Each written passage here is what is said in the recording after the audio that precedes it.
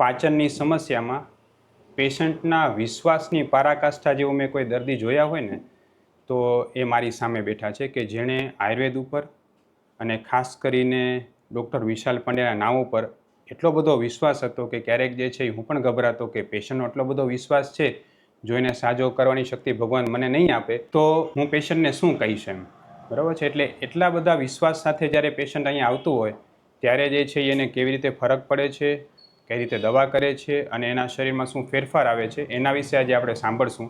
જય શ્રી કૃષ્ણ. જય શ્રી કૃષ્ણ સર. શું નામ તમારું? વિકી ભાટિયા સર. વિકી ભાટિયા, બરાબર છે. તો વિકીભાઈ, તમને શું સમસ્યા હતી ને શું પ્રોબ્લેમ થયો તો એ કહેશો જરા. તમારે ત્યાં ફર્સ્ટ ટાઈમ આવ્યો ત્યારે મને બહુ એના પહેલાં બહુ જ પ્રોબ્લેમ હતી, જેમ કે ગેસ થતો હતો, ઉલટી થતી હતી, વોમિટિંગ થતી હતી, આ બધી પ્રોબ્લેમ હતી. તમારે ત્યાં આવ્યા પછી 14 દિવસની દવા લીધી, એનાથી મને સારો એવો બેનિફિટ મળ્યો સર. જે સમસ્યા હતી કેટલા વર્ષથી હતી? મને 5-6 વર્ષથી સર. પાચનની સમસ્યા? Yes sir. બરોબર છે. અને એ 5-6 વર્ષની સમસ્યામાં તમે લગભગ કેટલા અલગ અલગ ડૉક્ટર બદલ્યા હશે? 8 થી 9 ડૉક્ટર સર. 8 થી 9 ડૉક્ટર બદલ્યા હશે. અને એ સમસ્યામાં તમને જે છે શું નિદાન આવતું? તમે ક્યાંથી આવો છો અહીંયા? આણંદ વિદ્યાનગરથી આવું છું સાહેબ. વિદ્યાનગરથી આવો છો? Yes sir. તો આટલી દૂર અહીંયા આપણી હોસ્પિટલમાં ટ્રીટમેન્ટ થાય છે, એવી રીતે તમને કઈ રીતે જાણ થઈ? ફેસબુક દ્વારા સર. તો જેમ સોશિયલ મીડિયામાં જે વિડીયોમાં જે પેશન્ટને સારું લાગતું, એના શરીરમાં સુધારો દેખાતો, એટલો જ તમને સુધારો દેખાતો? 100% સર. બરાબર. કેટલો સમય ટ્રીટમેન્ટ ચાલી તમારી? 2 મહિના સર. હકીકતમાં 2 મહિના પહેલી વાર ટ્રીટમેન્ટ કરાવી વિકીભાઈએ, પછી થોડીક સમસ્યા રહેતી હતી, એના પછી ફરીથી ટ્રીટમેન્ટથી ટોટલ ટ્રીટમેન્ટ કેટલા સમય ચાલી હશે લગભગ આપણી? 3 થી 4 મહિના. 3 થી 4 મહિના, બરાબર છે. તો આ સમસ્યામાં વિકીભાઈ તમને શું શું થતું, તમે કેવા બેચેન થઈ જતા, શું સમસ્યા રહેતી, બધું જણાવો જરા. અને અમારા તરફથી તમને શું શું સારવાર મળી એ પણ કહો. સર્વિસ સારી લાગી સર મને ફર્સ્ટ ઓફ ઓલ તો. બીજી વસ્તુ કે મને જે પ્રોબ્લેમ હતી એનું મને નિદાન મળ્યું. જેમ કે મને ગેસ થતું હતું, એસિડિટી થતી હતી, અનકમ્ફર્ટેબલ ફીલ થતું હતું, વીકનેસ લાગતી હતી, શરીરની અંદર બેચેની લાગતી હતી, કોઈ વસ્તુનું આમ શરીરમાં આમ ગમે નહીં, મને કોઈ જોડે વાત કરું તો આમ ગમે નહીં, ગભરામણ થાય, છાતીમાં દુખાવો રહે, કોઈ જે ગેસ ના નીકળે, આ બધી પ્રોબ્લેમ હતી. બરાબર. અને એના માટે જે છે એ તમે બહુ લાંબા સમયથી અલગ અલગ દવાઓ કરાવતા, તો ડૉક્ટરે શું નિદાન તમારું કરતા? રિપોર્ટો કરે, એમ બધા રિપોર્ટોમાં આવે તમને સારું થઈ જશે, સારું થઈ જશે. રિપોર્ટોમાં પણ નોર્મલ રિપોર્ટ આવતા હતા. તો મને લાગ્યું રિપોર્ટ નોર્મલ આવે છે, દવા આપે છે, પણ કશું રિઝલ્ટ નહોતું મળતું મને. બરાબર. ડૉક્ટર તમને આઈબીએસની સમસ્યા કીધી હતી છે? યસ સર, આઈબીએસનું કીધું. બરાબર છે. અને એના પછી જે આ સતત સમસ્યાઓ થતી એમાં તમારું શરીરમાં વજન ઘટતું જતું, નબળાઈ આવતી, શું શું બેચેની રહેતી તમને? તમારી રૂટીન કામમાં તમે શું પ્રોબ્લેમ આવતી? રૂટીન કામમાં સવારે ઉઠું ત્યારે આમ મને અનકમ્ફર્ટેબલ ફીલ થતું, જેમ કે ઉઠવાનું મન ના થાય, કોઈ જોડે વાત કરવાનું મન ના થાય, ચીડચીડું સ્વભાવ થઈ જાય. બરાબર. અને વજન ઘટતું જતું હતું? વજન ઘટતું જતું હતું. બરાબર. નબળાઈમાં શું લાગતું? વીકનેસ લાગે સાહેબ, કોઈ જોડે વાત કરવાનું ના ગમે, ઊભું આમ કોઈ કામનું ચીંધે, મને કોઈ કામનું કે આ વસ્તુ કર તો મને કોઈ કામ કરવાનું મન ના થાય, બધું એ રીતે રહેતું છે. અને એના પછી તમે આપણે હોસ્પિટલમાં આવ્યા તો આપણે જે છે એ બસ્તીકરમાં સારવાર કરીને તમારી રેગ્યુલર દવાઓ ચાલી. હાલ તમને કેટલા ટકા સારું લાગે છે? 100% સર. અને દવાઓ બંધ થઈને કેટલો સમય થયો? 6 મહિના સમજો. 6 મહિનાથી બીજી ક્યારેય વાર ફરીથી આવી કાંઈ તકલીફ થઈ છે? ના સર.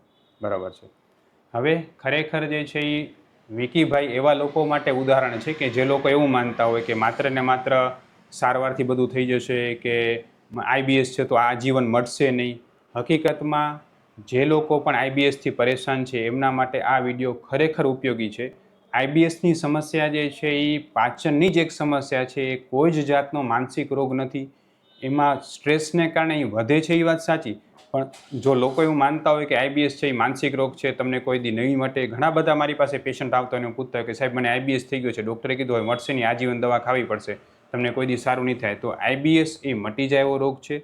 ખરેખર આઈબીએસ એટલે શું કે ક્યારેક જે છે એ પેશન્ટને વધારે ઝાડા થઈ જાય ને ક્યારેક પેશન્ટને વધારે કબજિયાત થઈ જાય. આયુર્વેદમાં આના માટે ગ્રહણી દોષ નામનો રોગ કીધો છે અને એ આયુર્વેદથી 100% મટે છે. એનું જીવતું જાગતું ઉદાહરણ જે છે એ આપણી સામે છે વિકીભાઈ, કે જેમને 6 મહિનાથી આપણી બધી જ સારવાર બંધ છે છતાં પણ કોઈ વખત રોગ ફરીથી થયો નથી ને બીજા કંઈ પ્રોબ્લેમ નથી થયા. વિકીભાઈ, તમે મારી પાસે આવ્યા એનાથી પહેલાં તમે કંઈક ઓપરેશન પણ કરાવેલા છે. કેટલા ઓપરેશન કરાવેલા છે? ઓપરેશન કરાવ્યું હતું, પિત્તાશયનું ઓપરેશન કરાવ્યું હતું ને એપેન્ડિક્સનું. એપેન્ડિક્સનું. બરાબર છે.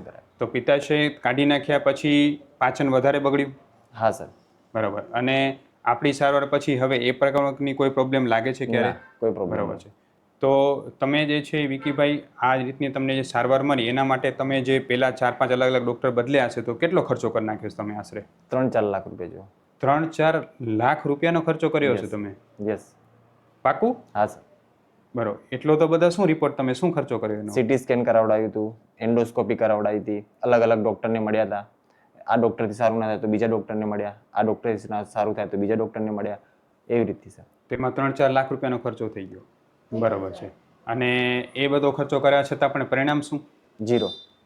કાંઈ નહીં. બરાબર છે. 5-6 અલગ અલગ ડૉક્ટર બદલ્યા હશે. બરાબર છે. તમે 3-4 વર્ષથી સતત પરેશાન હતા આ સમસ્યાથી, અને તમે આ 3-4 લાખનો ખર્ચો કરી નાખ્યો હશે, ઓપરેશન કરાવ્યા, બધું કરાવ્યું. આપણી દવા જેટલી ઝડપથી લાગુ પડી કોઈ દવા લાગુ પડી છે ક્યારે? મને 14 દિવસની અંદર રિઝલ્ટ મળી ગયું સર. બરાબર છે. હું ડૉક્ટર વિશાલ પંડ્યા એક MD આયુર્વેદ ડૉક્ટર છું. મેં મારો 10 વર્ષ સુધીનો MD આયુર્વેદનો અભ્યાસ જામનગરની વિશ્વ પ્રસિદ્ધ આયુર્વેદ કોલેજમાંથી કરેલો છે. 2011થી એટલે કે છેલ્લા 13 વર્ષથી હું ગાંધીધામ કચ્છ ખાતે NABH માન્યતા પ્રાપ્ત પંચકર્મા આયુર્વેદ હોસ્પિટલ ચલાવું છું. અમે લોકોએ આયુર્વેદ સારવારથી હજારો દર્દીને સાજા કર્યા છે. તેના વિડીયો રિવ્યૂ અમારા આ જ ફેસબુક, ઇન્સ્ટાગ્રામ કે યુટ્યુબ ચેનલ ઉપર છે, જે જરૂર જોવા અને જાણો કે કેવા કેવા જૂના રોગો કેટલા ઝડપથી સાજા થયા છે. અમે 2 રીતે સારવાર કરતા હોઈએ છીએ. સૌથી પહેલાં તો કચ્છ કે એની આસપાસના દર્દીઓએ હોસ્પિટલમાં રૂબરૂ બતાવવા માટે આવવું, અને બીજું કચ્છથી દૂર રહેતા દર્દીઓ માટે ઘર બેઠા ઓનલાઈન દવા પણ મંગાવી શકે છે. વધુ માહિતી માટે નીચેના નંબર ઉપર હાય લખીને વોટ્સએપ કરો, એટલે તમને ફીસ કેટલી છે, કોર્સ કેટલો કરવો પડશે વગેરે માહિતી વોટ્સએપમાં મોકલી આપશું. તો તમારે જે ઘણા એવા યુવાનો હશે કે જે IBSની સમસ્યાથી સતત એવું ચિંતિત હશે કે મને IBS છે તો હવે મને નહીં મટે, IBS છે તો મને નહીં મટે. તમે શું કહેશો ને આપણી સારવાર વિશે? એક વખત વિશાલ સર ને મળો અને 100% 100% સારું થઈ જશે, એની મારી ગેરંટી.